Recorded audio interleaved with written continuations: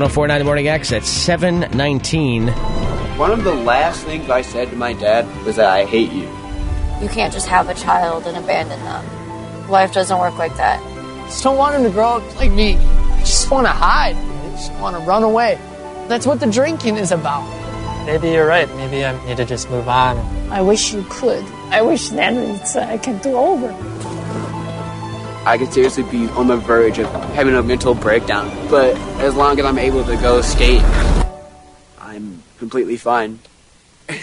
That is audio from the trailer for Minding the Gap, a film shot right here in Rockford. You can see on Hulu, or you can catch a screening this weekend at the Mosaic World Film Festival in Rockford. The director of that film, Bing Liu, joins us right now. Bing, welcome to the Morning X, sir. Thanks for having me. No problem. You're so welcome. So I want to start out by asking this, because I understand there is a massive amount of ground covered time-wise in the film. How long ago did you start shooting? About 5-6 years ago. There's a lot of reverse engineering, though, so that, I use a lot of archival footage to really expand it to what you feel in the film, so that what you feel is 12 or 15 years in terms of the footage that's actually in there. Right. So how long have you been making movies then? For about 10 years. I started when I was 19. I got my first paid job. But, I was making my own little films when I was a teenager. Right. So do you ever look at the footage from the film that you shot when you were a lot younger and think like, oh, man, I could have done that so much better. That framing is off? Not really. I just, every project was its own little time capsule, was its own learning experience. So, hey, on the surface, this movie looks like a skateboarding documentary, but it really goes a lot deeper than that, right? Yeah, if you look at, the 93-minute film, there's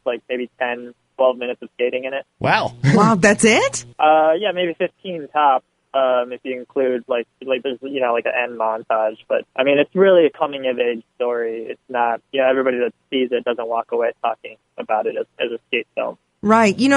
Probably my favorite description of the film is 3 young men bond together to escape volatile families in their Rust Belt hometown as they face adult responsibilities, unexpected revelations, threaten their decade-long friendship. That just packs a punch right there. And I watched the trailer many times. I wanted to wait till we spoke to you till I went and watched it on Hulu, just because, that's how I am. I like to have that extra inside information before I go see it. But the trailer itself, you can see so many glimpses of Rockford in there. The famous bridge near Davis Park, I think I saw Uncle Nick's in there. It's got Rockford written all over it. What is it going to be like when you come to Rockford this weekend and you're screening it here? That's got to be crazy. Yeah, it's going to be exciting. I feel like it's crazy and not crazy. I spent my formative years in Rockford. It was really important for me to characterize Rockford in the film, and to characterize it not in the way that, I feel like Rockford has been characterized in media that becomes really national. And what I mean is, we all know about the Forbes magazine list, but we also know about, the anti-PR campaign against that. And I think I struck a middle ground in that, there's a sort of a gritty pride in Rockfordarians, and I wanted to reflect that. How often do you get back here? When I was making the film, I was getting back at least once a month, but it's been probably a year since I've been back. It's just been sort of a crazy past couple of years. Well, it'll be great to be back home. And then after that, you're in New York right now, right? I'm in Chicago right now, actually. Oh, nice. And then, because you are doing the Gene Siskel Film Festival. That's at the end of August in Chicago. Yeah, well, that's not it's actually a regular theatrical screening. So, these couple screenings a day. Awesome. So what do you think the biggest challenge is making a documentary over a scripted project? There's parallels between both. But, in documentary, it works because of access and casting. And when I say casting, what I mean is choosing who you're going to follow, who you're going to invest your time in, because ultimately, that's those people's lives are going to determine the story. In fiction projects, all that work is done before you start shooting. Right. And these were there's so much development. These were close friends of yours in this movie, right? Well, I didn't meet one of them until I started the film, and the other one, I skated with a few times in my teenage years, but I really got to know him through making the film. But that's sort of a sleight of hand in the film as well.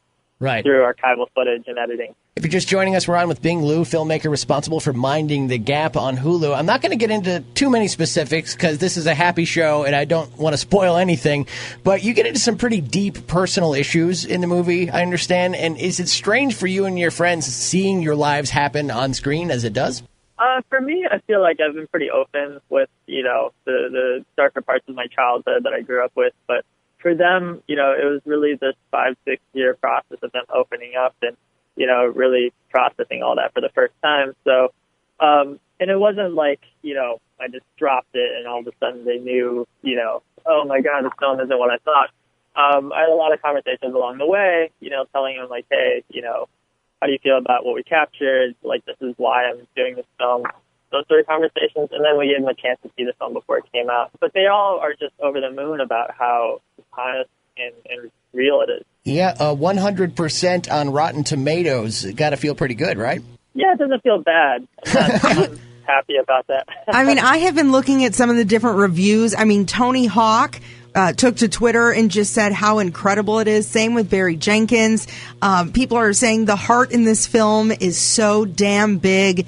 It is just so awesome to see how many awards you've won as well, from Sundance Film Festival all the way through the rest of them. So congratulations. Great to see a piece of Rockford on the big screen, and especially such a fantastic one. Super proud to represent. Thank you. Yeah, no problem. Hey, one more question, Rockford related. When you come back to Rockford, what is one place you just have to go get something to eat? I often stop at Octane.